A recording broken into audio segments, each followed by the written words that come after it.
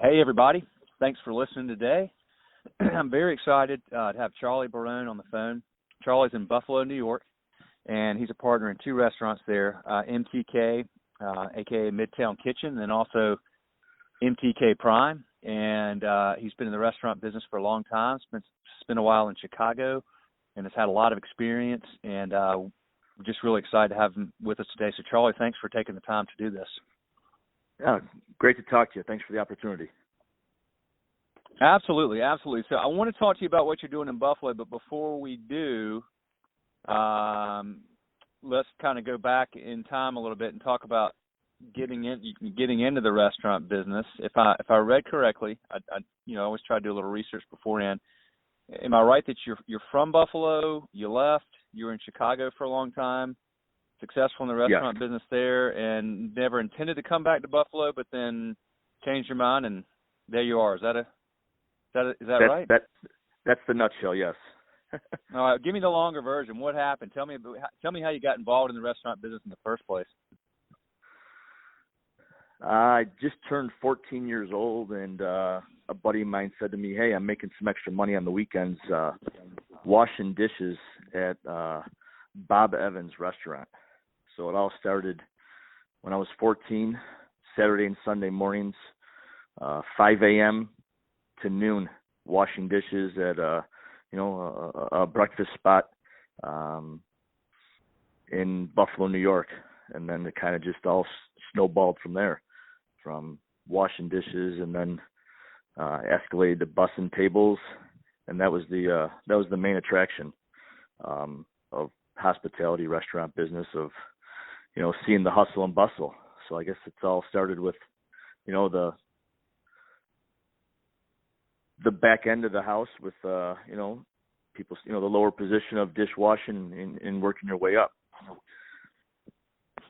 Did you it's amazing how many folks that are successful restaurant owners I've spoken to in the last year that started out at about that age, 14, and doing what you were doing now. Did you see that early on? Was it something that you saw, the hustle and bustle, as a young teenager, and thought this is something I really love, or was it just you were trying to make extra money, and as you kind of went up the ranks, you got more dialed into what was happening in the business and thought it was something you'd have a future in, or did it just kind of happen over time? What lit your fire, I guess?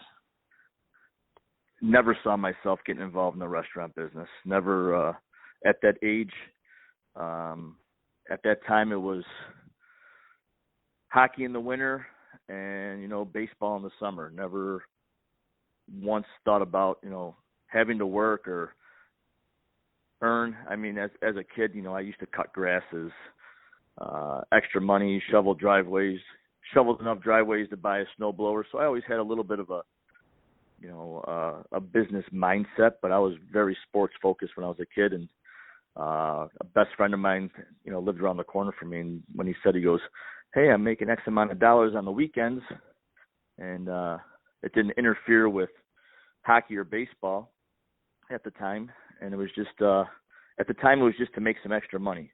I think until I actually moved from washing dishes to bussing and seeing all the food going out, and wasn't exposed obviously at that age to any alcohol or beverages too much, but it was more so the fast pace, I think, that intrigued me. And then from there, I moved to a different restaurant down the street, which was inside of a hotel, a Holiday Inn actually. I remember the name of the restaurant. It was called Sassafras. A little more upscale. So then I saw a different outlet of hospitality and a little more on the fine dining side, and that's when I really started to get interested. I saw different food coming out of the kitchen, and first bar experience of seeing wine and cocktails. That's what really started getting me going. After that, I worked that for a couple of years, and then I got involved in valet parking at a different restaurant, and I started my first bartending gig a couple of days before my 18th birthday. So So I was just out of high school at the time. And then that's when it really snowballed. And then why did you leave Buffalo, and what happened? Did you go to Chicago from there, or tell me about that? I bartended here in Buffalo for a little while. And then I was a bar manager of an establishment, and I was in a long relationship, and I thought it was my time to get out of the restaurant business and my sports background and physical fitness. I wound up taking a job in Chicago to be a sales manager of a worldwide fitness company. The reason for me getting that job was the girl I was dating at the time wanted to move.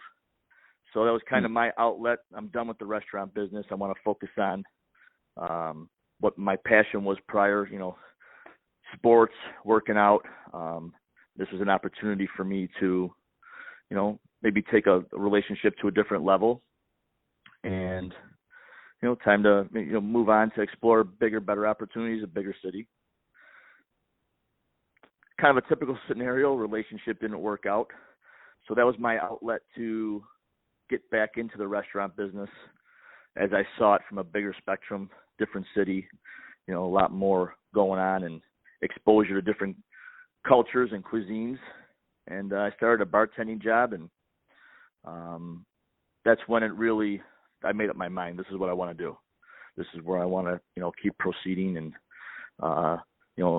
grab as much as I can and do as much as I can, but keep pushing forward. So I was working for a gentleman by the name of Jay Emmerich, who was an icon in the nightclub and restaurant business, and we clicked. I started working one night a week behind the bar, and then before you know it, I was there 6-7 nights a week, and that's where it all started in Chicago. How long were you there? I was there a little over 11 years. Oh, wow. How long were you working for Jay? I worked for Jay for 2.5 years. At the time, he was one of the oldest living males with lupus. He was in his mid-70s, and he was selling his restaurant in River North area, and I saw great potential because he was one of the only 4 a.m. licenses in River North, and tried working something out with him.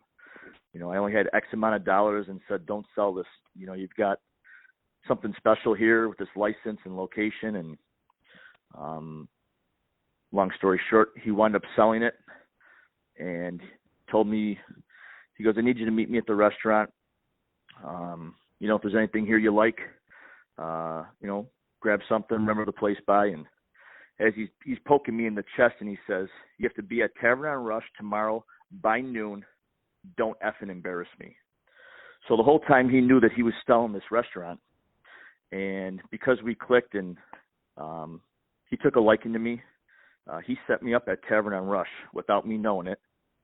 So I went there and met with the general manager and the owner. And I started out bartending there. I think at the time I was the youngest male working there by 16, 17 years of age. Oh, goodness. Wow. I walked into a whole different world of, people that were raising their families working at Tavern on Rush, that this is, at the time I was like, this is the pinnacle. Like I've made it there. And that's where everything really started coming together of, this is what I'm supposed to be doing. This is my calling, so to speak. Well, he obviously had some credibility with them, but he saw something in you, and they obviously saw something in you. If they hired somebody that much younger than the rest of their staff, what was that? What do you think it was that the potential they saw? Was it your passion or your work ethic, or just a combination of all of those? I do. I think it was all that you just said. I kind of just put my head down, get the job done. Loyal. I worked real hard for him, went the extra mile with making sure that, customers and staff and, the whole team work together. And I just, I like the hospitality business, and, I like interacting with people, and I believe that he saw that. And, a few situations down the way where, sometimes you got to make difficult choices, and, sometimes the right and the wrong happen, but I always did right by him, and I think he noticed that. And, he was very appreciative of it, and his way of, very old school. He was just real appreciative, and his way of showing that was, I want to make sure the kid, he's taken care of, or at least he has an opportunity to keep doing what he did for me. So I kind of owe it all to him.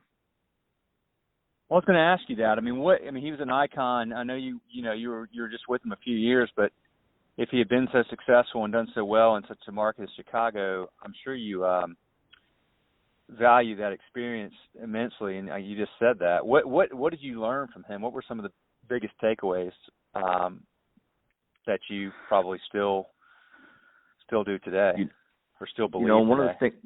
One of the things I really grabbed from him was, loyalty, and treating people, especially your staff, even as an owner, as a bartender, server, busboy, dishwasher, cook, chef, you're just as good as the people you surround yourself with. And I really learned that, do the right thing, talk to people the right way, treat people with respect, value everybody else's efforts, not just your own. I might not be as well rounded at wine knowledge as the next person, but try to take something each day and learn something different. But the main thing I learned from Jay was respect, and treat people and talk to them in the way that you want to be talked to as well. Do you? I'm sure that you convey that to all of your team members now. It seems to me, from what I've seen and heard, there's some maybe this generation is not quite as attuned to that, at least naturally, or may not have been brought up quite with the same set of principles a lot of times. So do you find that as well? Is that harder to teach today, or is it something that it's just a matter of finding the right people? Myself, I'm 38 years old, and I'm still very active in the day-to-day operation, both restaurants. We do have chefs, we do have a general manager in each store. I like to say that I was on that cusp of different work ethic and generation. Mid-teenager, cell phones had just come out, and social media really wasn't that active just yet. So I think this day and age, things, I believe, are a little different. The struggle is always to find, the best help. So I do believe that there is a difference. Obviously different time. It's definitely a challenge. I still keep in touch with, a lot of people back in Chicago and involved with, especially with like Tavern Rush and some of the people that are still working there that were there when I was there. They're old timers. Social media and all this new age, so to speak, they still operate on old school ways. But yes, times are changing for sure. Yeah, well, I thought of that when you mentioned loyalty. That's a trait that it just seems harder to find that these days. Folks that really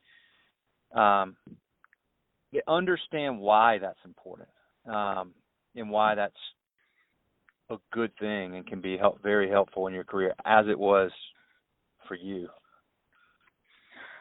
It's I guess it's part of also too, your upbringing, and then relaying that into the business as well.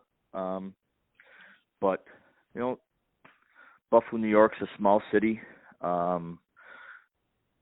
Chicago, obviously, there you put them in the pool with the the best culinary chefs out there, rising chefs, and New York, and that big city movement, so to speak.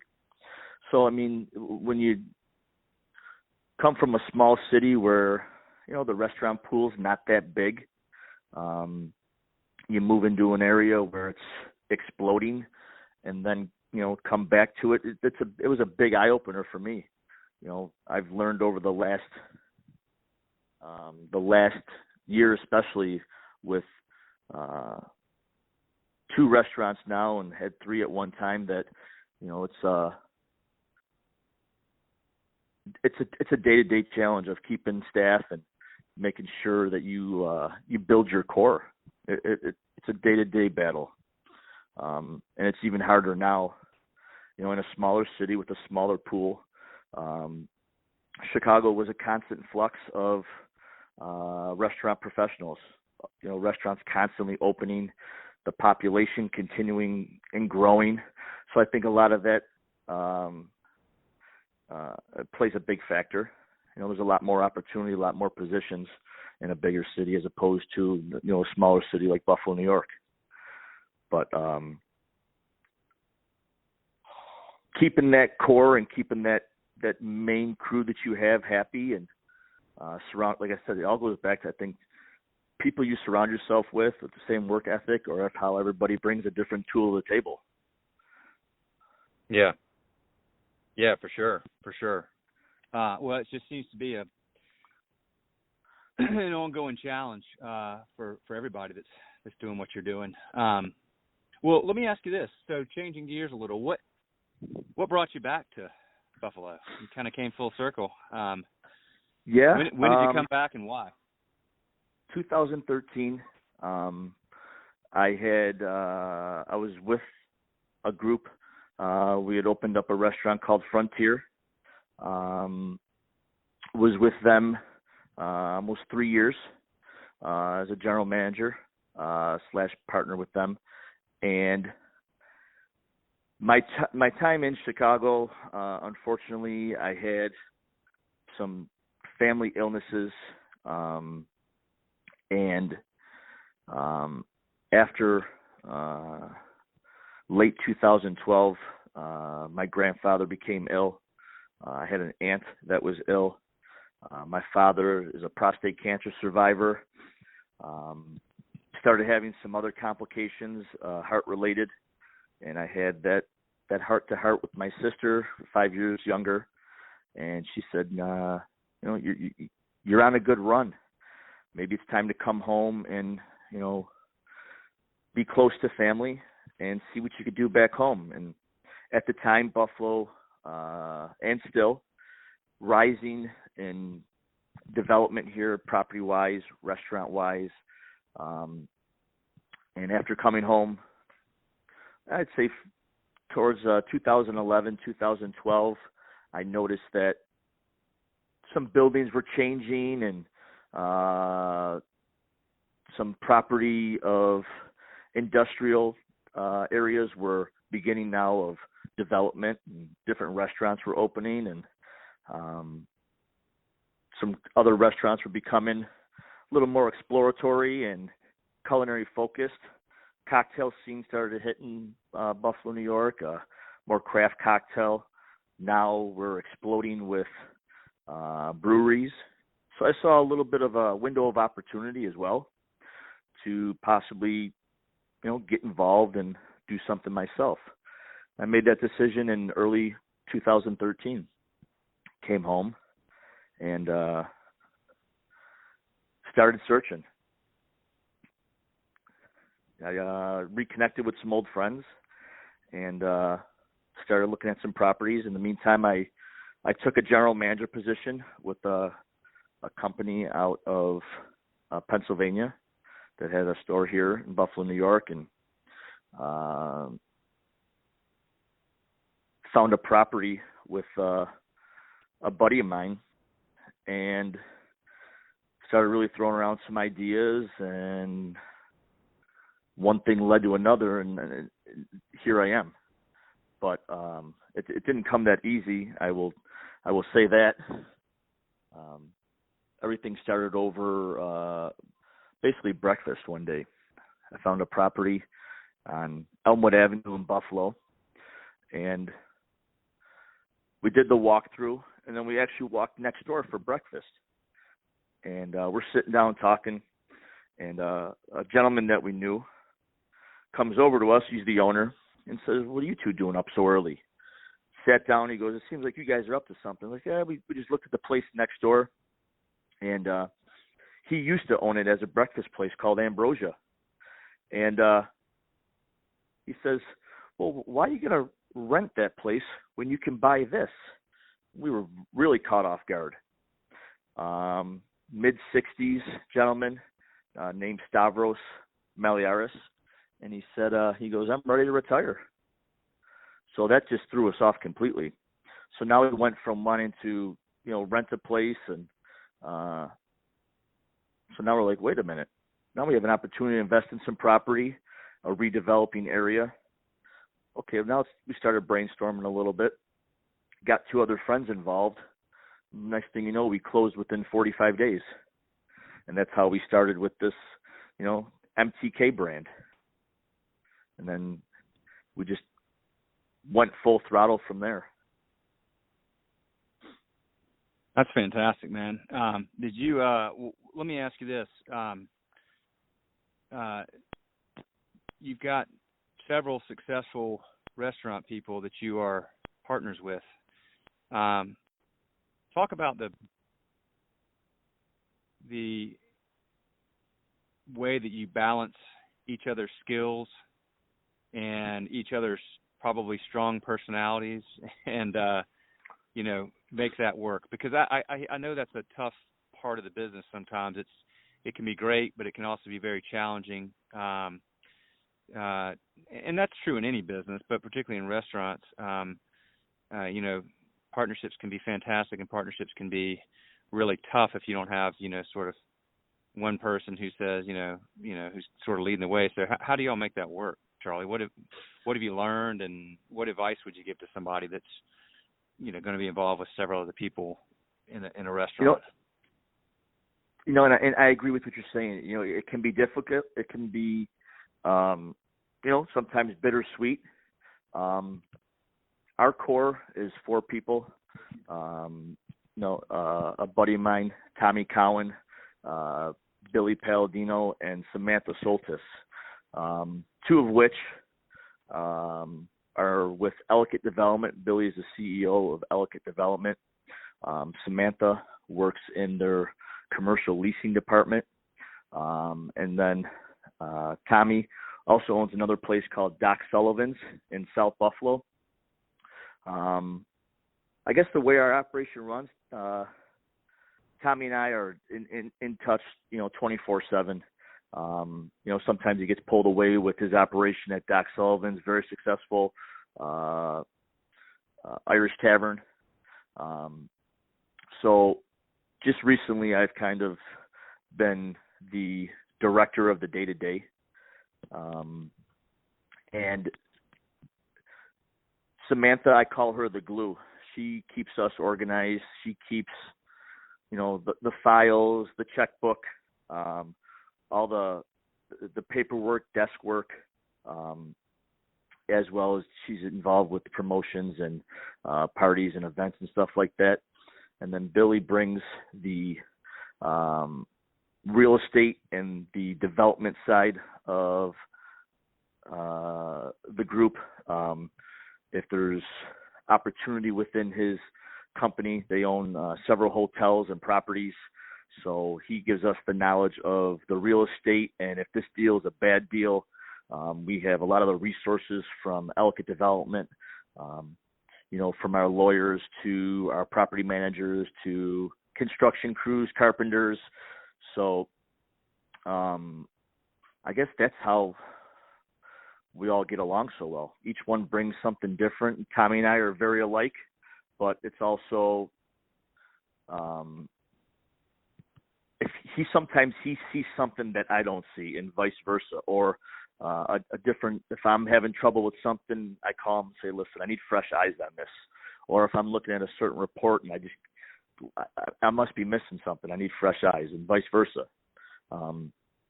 So it's like there's 4 of us, but I think 3 of us. It's almost like 3 of us because Tommy and I think so much alike. Like that's how we get along, and of course through text messages and email. Oh my goodness, yeah, I bet. Well, that's cool. It sounds like you found a good balance, and things are going well. So tell me about your 2 restaurants. Well, MTK, AK Midtown Kitchens at 451 Elmwood Avenue in Buffalo. Redeveloping area of Elmwood, and hence where we found Midtown Kitchen from. The area of Midtown, there's a little pocket in like the middle of Buffalo. Heading north is an area called Elmwood Village. Heading south is Allentown. So this little pocket is always unidentified in all these maps and archives that we look through. And Samantha actually found 2 buildings from a while back that were called, one was Midtown Apartments, and then an office that was Midtown something. So now we were putting the facade of the building together, and we initially wanted Midtown Kitchen across the front. And as we're doing the rendering of this and we're getting a quote, I'm like, man, this sign's gonna be pretty damn expensive. So we just broke, basically the 3 words down and came up with MTK, and it just kind of stuck, the abbreviation and the front of the building. And then we started doing some designs of T-shirts and hats, and like, all right, we could take this and run with it. So honestly, it kind of came up with saving some money on the sign, to be honest. So we added an addition to the existing property. We added 72 seats to a dining room. The bar area, all cocktail tables, little VIP area in the back, like a horseshoe booth, sits about 12. We have a contemporary, real slick feel to it. We had a local artist friend of ours do a huge 40 by 12 foot mural behind the bar. Kind of looks of a female with her hair flowing all throughout the bottles behind the back bar. Then we had a huge, I'm sorry, I'm going to backtrack. We opened up the entire front, so it was all bifold doors and then sliding windows in the dining room to give that like a little bit of a open air industrial feel. So we were scheduled to open early February, and January 16th, get a phone call 1:30 in the morning. Tommy's calling me, Billy's calling me, and I'm thinking that I'm in bed. I'm thinking maybe, they're out having a good time, and where's Charlie? And so my phone's ringing. I answer the phone. I'm not going out. And it's Tommy. He's like, the building's on fire. Come down now. So now actually I revealed what the restaurant looks like now. Before this, pre-fire, now we were about a month away from opening. We had that white subway tile, a lot of dark wood, and well, now the fire happens and everything in the building is ruined. Everything. So we even contemplated, like, do we just sell this place? Do we even continue with this project? After length, Tommy and I and our designer and partners were like, maybe this is a blessing. Maybe this wasn't supposed to be like this. So that's when we came up with more of that slick, real clean line, a lot of graffiti art, contemporary look to it. So changed up the menu a little bit, a little more culinary exploratory, small plates, large plates, really no rhyme or rhythm to eating. Just drink, eat. We have DJs at night that, start out during dinner and progressively move to the nightlife. So everything kind of came together. It's very place to be seen and seen at, but it's also your everyday place where we have 5 TVs behind the bar, and it just evolved into that. So then by doing that, right before our opening, we came across another project called an old place in Hamburg, New York on the waterfront called the Dock at the Bay. And so we opened up 2. We revitalized this old waterfront property at the same time we're opening the MTK. Well, the Dock is no longer with us anymore. We did one summer, only had 2 days of rain, and after the season ended, we were approached, and we're basically 2 people came up to us and said, "Hey, we'd like to buy this from you." So we saw a window of opportunity. Like, we had one of the best summers here in Buffalo, New York, and Western New York area, and we wound up selling. So we actually owned the restaurant for like 15 months. Oh my gosh! We saw there's another opportunity. Like, okay, things are falling into place. We had the fire. Someone came along, able to put a couple bucks in our pocket with one property. Time to focus on this MTK brand. Sure enough, Billy's company, Ellicott Development, has an opportunity inside one of their hotels. The restaurant wasn't working out, and Billy took full control of it and said, "You know what? I'm going to take this and I'm going to bring this to the partners and see if we could do something with it." Did a little research in the area, and a prime steakhouse was just the fit. So did some remodeling in there, made the bar look exactly like it does on Elmwood Avenue. So if you're sitting at the bar, you feel like you're sitting on Elmwood, but it's got the white tablecloth, the black leather chair, that steakhouse feel to it. And that opened, we opened MTK on Elmwood May 23rd. We opened up the Dock the 27th. We sold the Dock about 2 months ago. MTK Prime opened August 20th. So now MTK, like I say, AKA Midtown Kitchen, and MTK Prime, they're both going full throttle right now. So the goal is to keep focus on this brand, and keep pushing forward. We've got a couple other opportunities in the pipeline, just trying to, seal up the deal and open up more. But you've had your hands full. The funny part of the whole story is, as we're going and we have these other restaurants, sure enough, the property on the corner that initially started this whole thing, Ambrosia, somebody went in there, very short time, 7 months, failed.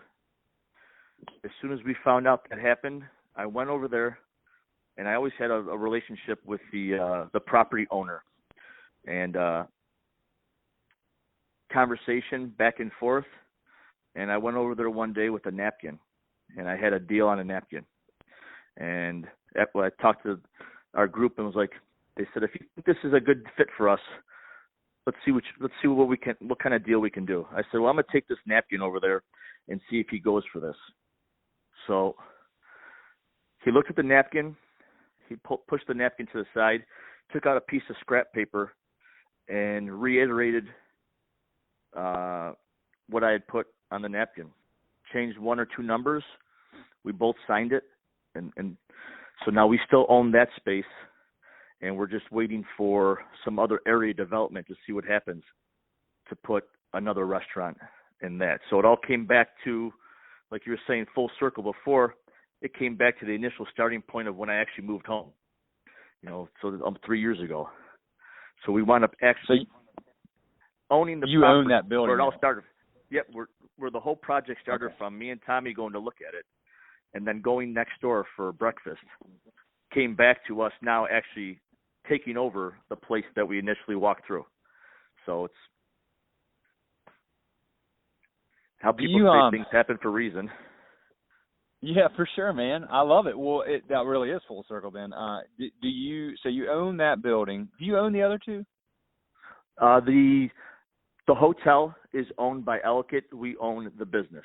Yeah, The 'cause property, it's in the hotel, right?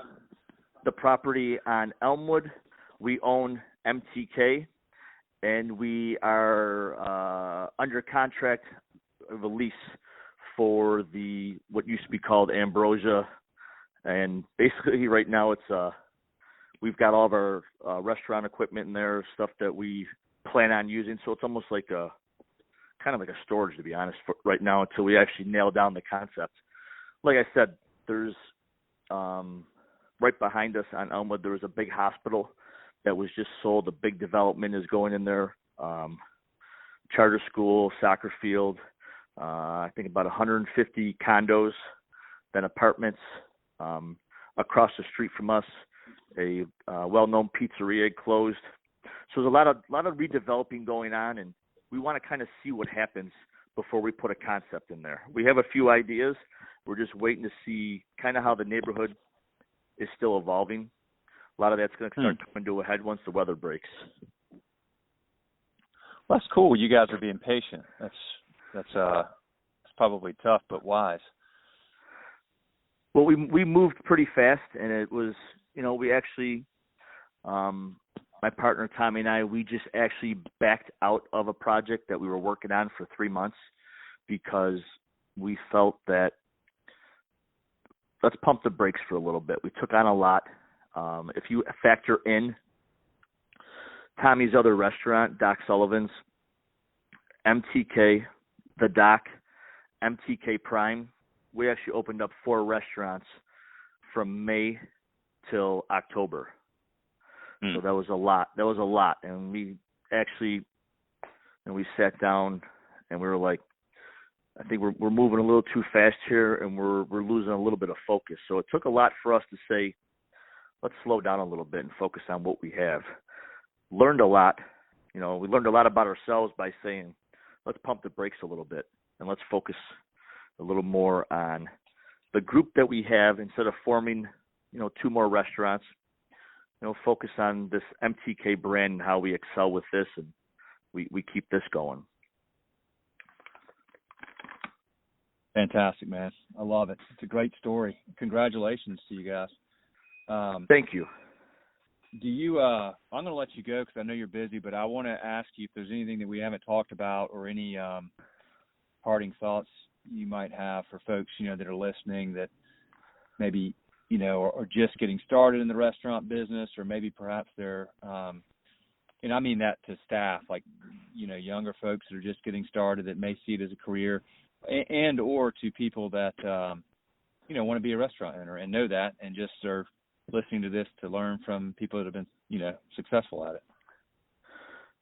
I think some advice I would give people is really think out your project. Think out outside the box, and you're going to have to think about the pros and cons. Finances are very important. Get budgeting, forecasting, and just having everything in a basket. A lot of people I think sometimes think it's cool to open up a bar or a restaurant, and I think the general population doesn't really see the back end of everything.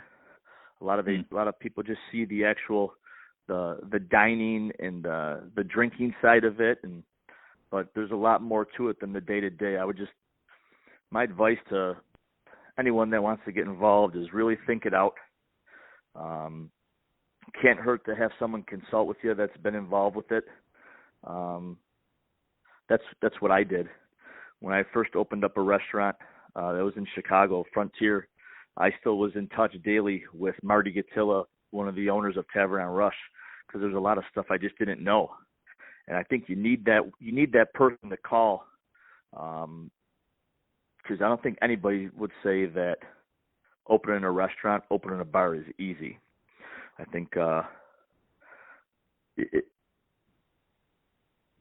one advice I would say, make sure you have someone that you can count on that knows Yeah. what they're doing. Okay. Because Good advice. you could really, I think you could really hurt yourself, especially financially. And that would be my one advice. And other than that, you have to be passionate about it. Unless you just have that expenditure income and it's something you want to do as a hobby. Unfortunately, that's not my case. This is my lifestyle. This is what I do. This is what my partner does, and it's day in and day out. It's definitely not a 9-to-5 job. I guess be aware of the beast. Be aware of the best, right? That's good advice. Well, a lot of people don't realize that until they get into it, for sure. So it's extremely good advice on the front end, and it does require that. That's why I asked you earlier what lit your fire. I feel like you have to have that fire really burning for whatever your reasons are to be in this business and be successful. Like you said, unless you have just it's an investment, it's expendable income, but even then, I mean, unless you've just got somebody that's on there full time operating, it is a beast, isn't it? It is. And I mean, it's enjoyable at the same time. I get a rise out of seeing people, enjoying the cocktails, enjoying the wine, after dinner drinks, and compliments on the food and the atmosphere. And then you see, then the phone call comes in. Hey, we had a great experience. Hey, it's my friend's birthday. We want to organize a birthday dinner. Or, hey, we had a great experience on Elmwood. Hey, can you set us up over at Prime? That's right. That's part of my drive, when, you can really provide something, an experience for somebody, and then the good word is spread just by word of mouth. I guess that's where I learned a lot, working with Jay, and before the social media, that if you have something good, someone's going to tell the next person. Obviously, now social media and that stuff helps, and it also does hurt. But there's many moving parts, that's for sure. Well, it's good advice, Charlie, and it's a great story, and I really just congratulate you on finding your way back to Buffalo, to your home, and building something special. And it sounds like y'all are locked down on doing something great with your brand, and I wish you the best, and I appreciate the time, as I know everybody listening does too. So thank you very much, man. Listen, I appreciate the opportunity, and then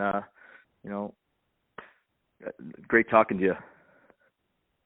Yeah, for sure, man. Thank you, and thank you for the business too. We appreciate the chance to serve y'all. Y'all are doing great stuff, and we just love serving places like yours. So thank you. Same here, and you guys provide a great service, and every little bit helps making the day-to-day easier, and you guys are doing great on your end too. So I thank you for that. Hey, you bet, man. I appreciate that.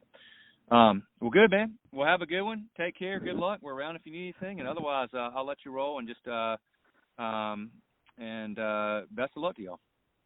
You take care, Will. Good talking to you. You too, Charlie. Thanks. Bye-bye.